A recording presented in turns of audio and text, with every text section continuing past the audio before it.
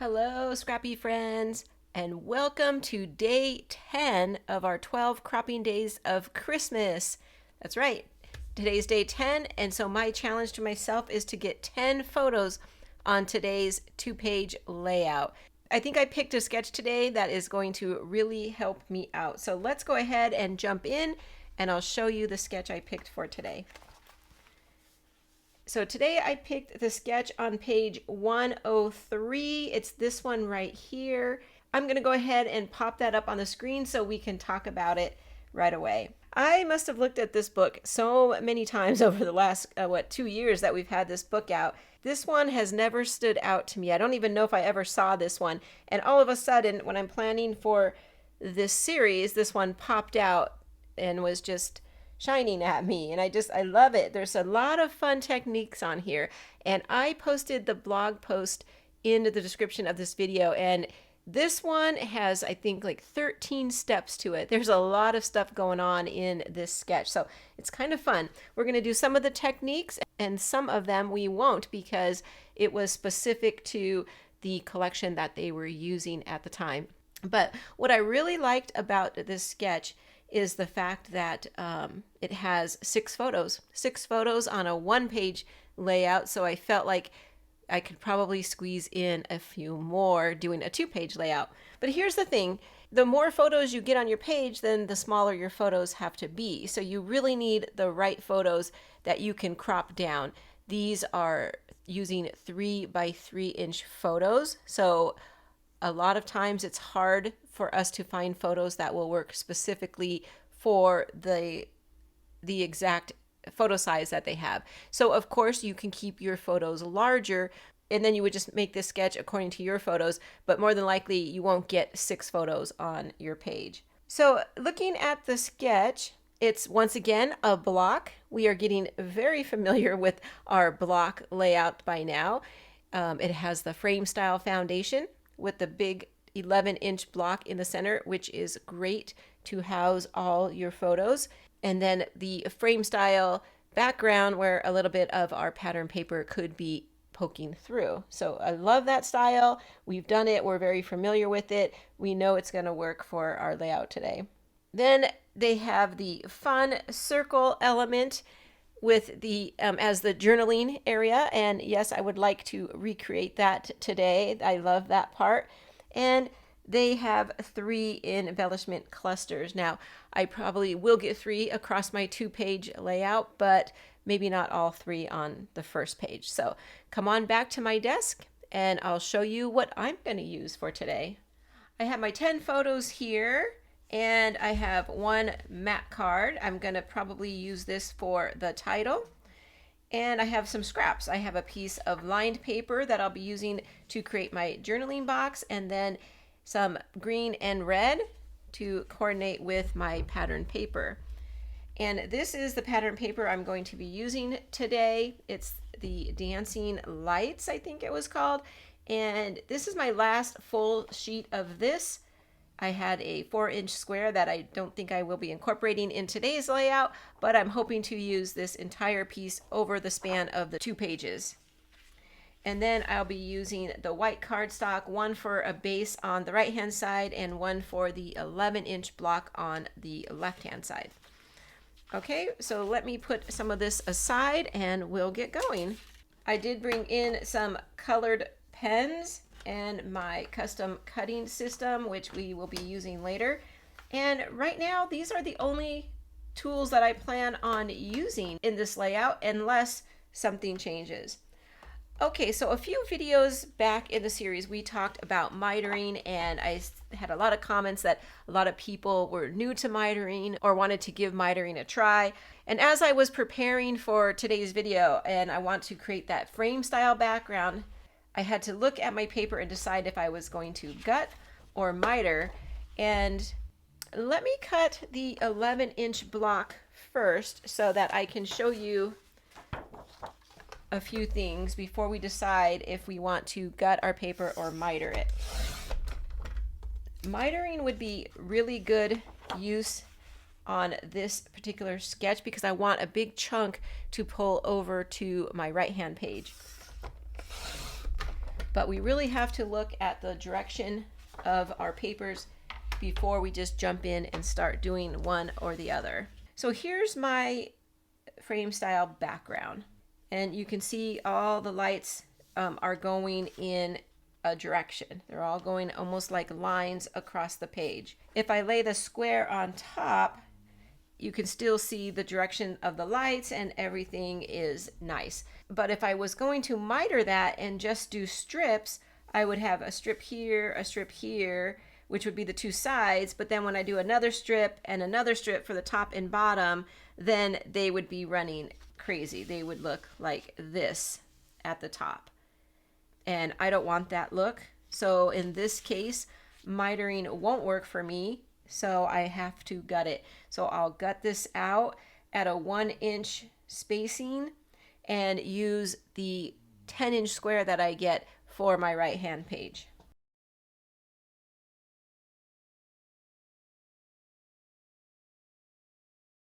I kept all my lights intact. They're going across the top, and even on the sides, they still look like you can imagine it running across the whole paper, even though I took the inside out. And one thing I loved about this inspiration, I feel like I'm going to put it back up on the screen one more time so we can talk just briefly about what they did in the inspiration. So here it is. So if you look closely at the white square that they have in this for the center block, they inked around the edges and they kind of designed their own background piece of paper by stamping and using templates that came with that collection. So I don't want to use that collection for my Christmas layout. So I'm just going to create it similar to that, but not exactly the same. Okay, so come on back, I'll show you what I'm gonna do. So I'm still going to ink this. So let me put this aside. And that's where my pens are going to come in handy. So what we can do with our markers is we have a bold tip here and then the fine tip over here, or the finer tip. I'm going to take my bold side and let's put that right in there. Use a little makeup sponge and put some in the center. Now I love this, and I'm glad that they did this in this layout because it really reminds us on how to bring those pens in and use them a little bit differently. So I have a little bit here on my sponge, and I'm just going to go around the outside edge of the white cardstock. And this, adding this little bit of ink will really help this pop off of the white background of the twinkling lights, because it's basically at this point white on white. Okay, so I'm just going to continue all the way around.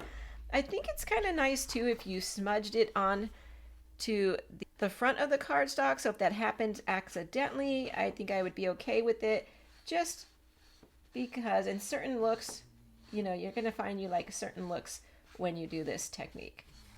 Okay, so let me finish up the other two sides.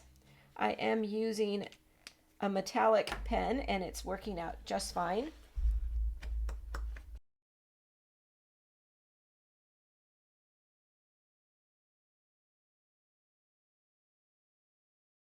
So here's what I mean by if it goes onto the paper, I kind of like that look, so I'm okay with it.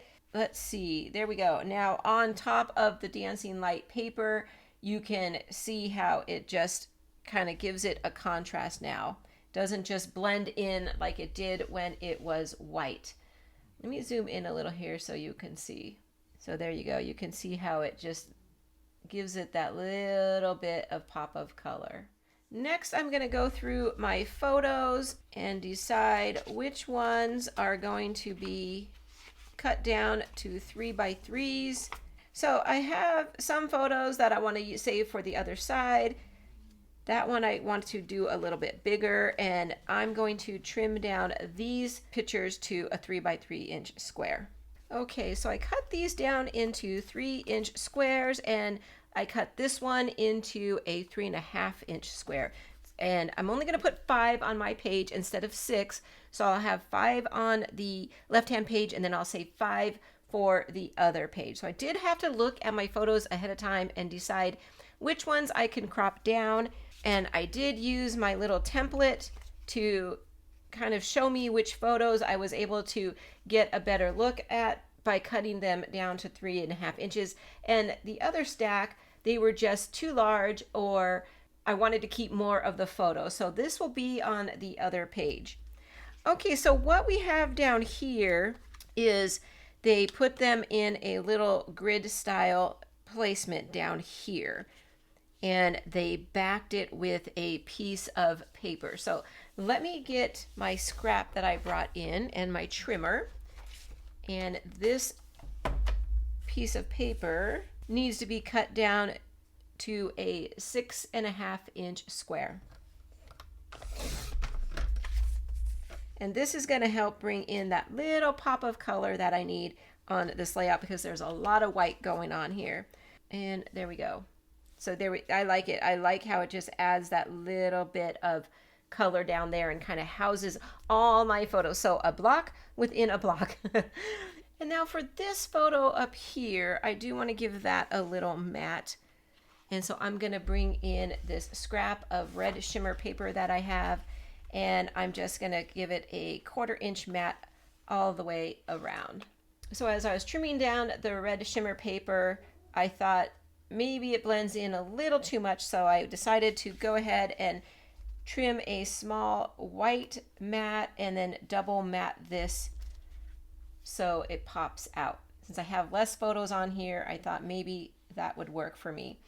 So my picture's 3.5 inches, the white is 3 3/4 inches, and the red square is 4 inches. Okay, now I just have to decide about placement on here. I can come up, I can come down. I do want to put the circular element off to the side right there, so I'd probably do that first before I make my decision, but it'll go somewhere probably right around there. Kind of tuck in everything a little more tight than what they had in the sketch. Before I do the circle element, I want to bring in that matte card. So the matte card will be my title. It says "'Tis the Season," and it's going to fit perfectly up here in that section since I don't have any more photos. So it's going to really help to fill in my page. Okay, so let's work on the circle element. For that, I'm going to bring in my little scraps here, slide our page over there, bring in my cutting mat. I think I'm going to switch and use the large circle, the inside of the large circle. And let's see, I'm going to use the blue blade. That'll be our smallest circle that we can make on the inside. Cut my journaling box, so I'm making sure my lines are going straight, so I can actually journal on it once I'm done. I will do the same thing here. This time I will use the green blade because it'll be one size bigger than the blue blade.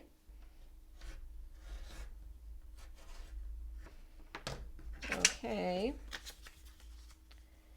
And it'll look like that. So then I'm going to take this and tuck it in right about there. I did like in the inspiration piece how they had the little dots going around, so I do want to make sure I save room for that as well. So I'm going to pause the video for one moment and I will get all of this adhered down. So as you can see, I'm working on the left-hand side page first, and then I will come back and do the right-hand page because I'm not going to do a complete mirror image, so it'll be a little bit different. So hang on, let me get all of this adhered down and I'll be right back. There we go. Everything is adhered down and I'm pretty much done with this page. I'm going to create the second page before I do any embellishing, but I would like to put the dots around there. So I brought in green and this mauve color. I used mauve for around the outside.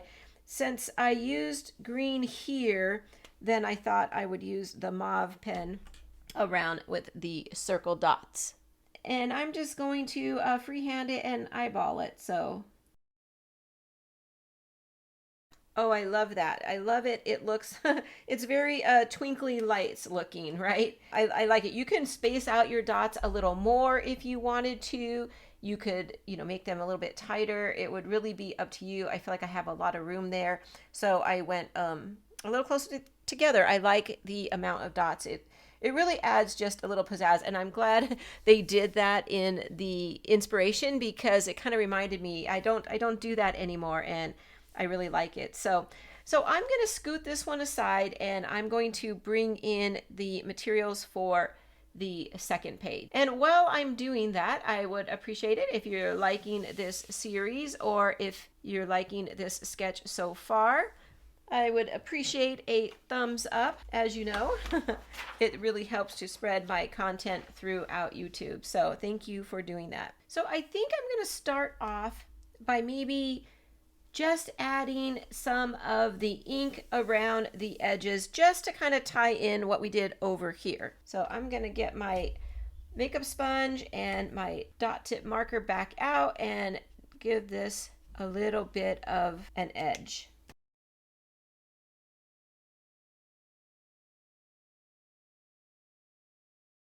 Okay, so I went a little more heavy-handed with that one just so that it would show up a little bit. It's just the smallest detail. Some of it might get covered up as I move along here. Now I'm going to pull out my other photos because now I have to see like what am I working with. So I have 3 horizontal and 2 vertical photos. So when I have this situation, I like to do something like this. And of course I'm going to change some of them around. So I'm going to trim these down so that they all fit nicely right here in a row, and I'll have some space all the way around them. And then over here, well, I think that's where I want to bring in my dancing light. So we have our lines going this way. So I'm going to have to do a little bit of creative cutting. This should be about a 10-inch square. Let's double check what we have here. So I'm going to cut it right in half at 5 inches. This is also 10 inches, so I just need about a 2-inch piece. Go a little bit higher so that I can get right between those 2 strands. Perfect. I'm going to bring in my 12-inch mat so I could layer it up ever so perfectly. I will adhere it right here, and you can't see it. There we go. So I just made my own 12-inch strip. It does have a little bit of a seam there, but I think that's going to be okay once we get our photos mounted on it. So let's move these out of the way. So I'll trim those down, trim these down, and I'll be right back. Okay, so I got those photos trimmed down, and then when I was putting them back on the page, I realized I wanted the Twinkling Lights paper to be on this side of the page so that it looks like it's just continuing right over to the second page. I like that much better than having it over here. And then I'll have all my horizontal photos here. I feel like I have something is missing right in there, so I thought I would bring in a little pop of red over to that side. And in my original kit, I had some punch outs left over from last year, and this is the Shimmer red paper that matches this mat over here. And so I'm going to take that and just tuck that in over here to the side. It kind of helps to fill in that area and to give it just a little bit more pop of color. So yeah, I really like that. It came in handy. I'm glad I saved it. Didn't want to waste that shimmer paper last year, and I don't want to waste it again. Now, there is one other thing missing, in my opinion, in this 2-page layout, even before I get into my embellishments. That is myself. I noticed when I was laying these photos out that my family and I were decorating the tree, but obviously I had camera duty, and this was back in 2010.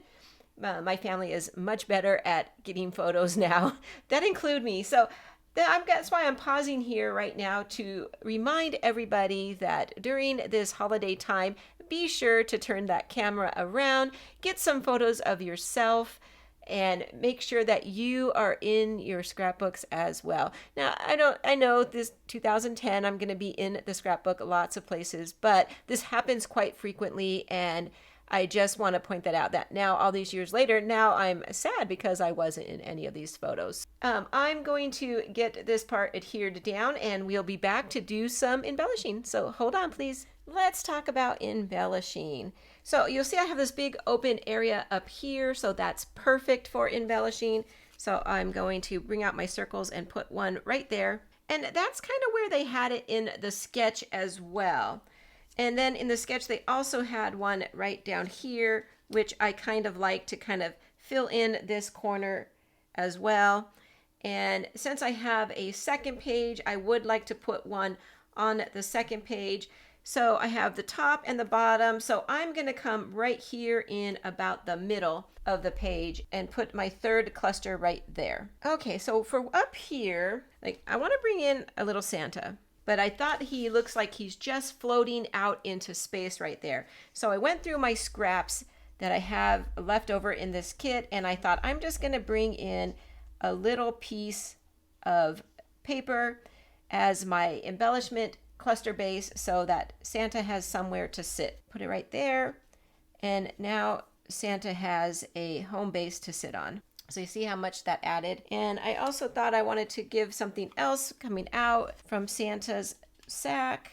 And I'm going to put in this little puffy cloud of snowflakes. Now down here, I kind of wanted to go a little bigger and less embellishments. So I'm going to go with this die cut sleigh. And I'm going to bring it to the edge of the paper and have it overlap into my journaling box ever so slightly, like that, so that it doesn't take up too much room of my journaling. Yep, and I think that I'm just going to put one down there. One is an odd number and it sometimes looks good all by itself, but because I have all this going on, I think one is just perfect.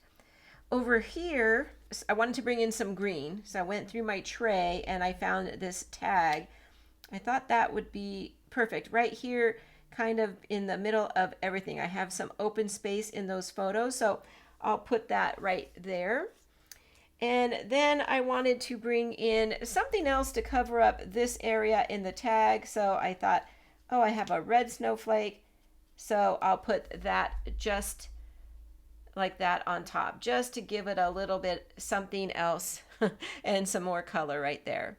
Other than that, I'm just going to do a little bit of finishing touches. So I think I'm going to bring in the gems.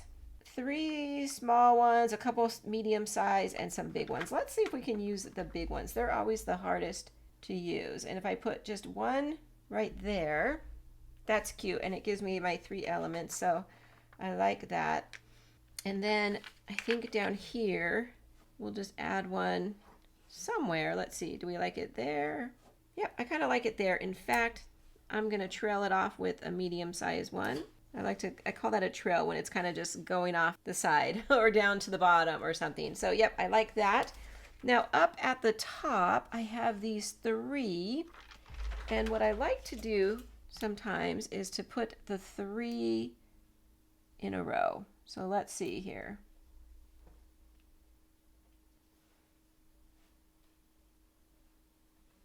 There we go. And that's going to be it for my layout. I'll get all this adhered down and I will show you the finished clusters.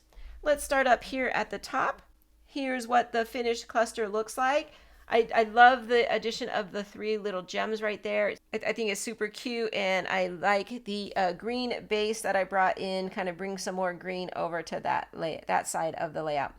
Down here with the sleigh, I like how the sleigh is overlapping into my journaling box ever so slightly, and the addition of just a few little bling down at the bottom. And then lastly, over here with the tag, I like how the sentiment is still visible and you can see what it says, and the red snowflakes adds that little pop of color, and then I carried over that little gem so it kind of feels like the whole 2 pages are flowing together nicely. So there we go. I did it. I got 10 photos on this 2-page layout, and I didn't even use a peekaboo pocket, which is probably what I would have thought I was going to do originally.